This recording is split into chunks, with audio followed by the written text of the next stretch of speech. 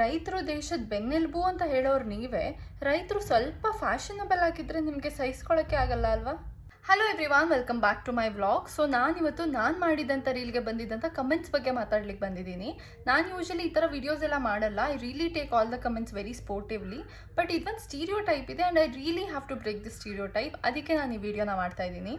ಕೆಲವು ದಿನಗಳಿಂದ ನಾನು ಒಂದು ವಿಡಿಯೋ ಮಾಡಿದ್ದೆ, get ready with me to go to farm ಅಂತ. ಅದಕ್ಕೆ ತುಂಬಾ ಕಮೆಂಟ್ಸ್ ಬಂದಿದೆ and most of it is negative comments. You can see all the comments here. ಸ್ವಲ್ಪ ರೆಡಿಯಾಗಿ ಹೋಗಿದ್ದಕ್ಕೆ ಎಲ್ಲರೂ ಅಫೆಂಡ್ ಆಗಿಬಿಟ್ರು. And first of all I have to clear this, ಇದು ಮೇಕಪ್ ಅಲ್ಲ, ಇದು skin care which is very essential. ನಾವು ತೋಟ ಗದ್ದೆಗೆಲ್ಲ ಹೋದಾಗ ತುಂಬ ಸನ್ ಎಕ್ಸ್ಪೋಜರ್ ಆಗುತ್ತೆ ನಮಗೆ. ಸೊ ಅದರಿಂದ ಸ್ಕಿನ್ ಡ್ಯಾಮೇಜ್ ಆಗ್ಬೋದು, ಸ್ಕಿನ್ ಕ್ಯಾನ್ಸರ್ ಬರ್ಬೋದು. ಸೊ ಅದರಿಂದ ಸನ್ ಪ್ರೊಟೆಕ್ಷನ್ ತುಂಬಾ ಇಂಪಾರ್ಟೆಂಟ್. ನಾನು ಅದನ್ನೇ ಹಾಕ್ಕೊಂಡಿರೋದು. ಒಂದು sun protection, that is sunscreen. ಇನ್ನೊಂದು lip balm which is again SPF, that is again sun protection. So ಅಷ್ಟೇ ಮಾಡ್ಕೊಂಡಿರೋದು, which is definitely not makeup. This is skin care which is very very basic.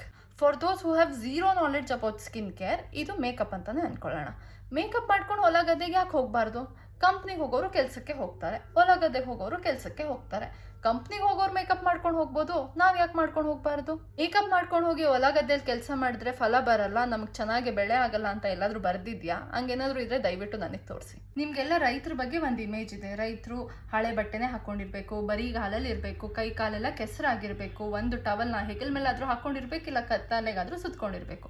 So ಈ image ಬಿಟ್ಟು ಸ್ವಲ್ಪ ಆ ಕಡೆ ಈ ಕಡೆ ಆದರೂ ನಿಮ್ಗದು ರೈತರಲ್ಲ. ಅವರೆಲ್ಲ ಬರೀ ಶೋಕಿ ಮಾಡೋಕ್ಕೆ ಹೊಲ ಗದ್ದೆಗೆ ಹೋಗ್ತಾರೆ.